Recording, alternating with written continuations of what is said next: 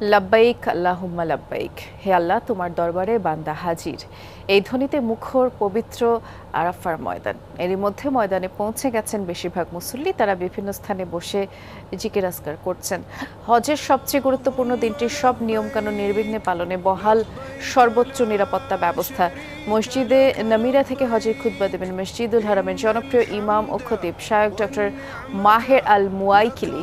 একই সাথে মসজিদে নামিরাতে নামাজও পড়াবেন তিনি। জোহর আর আসরের নামাজ একসাথে আদায় করবেন হাজিরা। আরাফাতের আনুষ্ঠানিকতা শেষে সূর্যাস্তের ঠিক আগে হাজিরা রওনা দেবেন মুজদালিফার পথে। সেখানে মাগরিব ও এশার নামাজ একসাথে আদায়ের পর শয়তানকে মারার জন্য পাথর সংগ্রহ করবেন। এরপর দিন ভোরে মিনায় ফিরে শয়তানের প্রতীক লক্ষ্য করে পাথর ছুড়বেন মুসল্লিরা।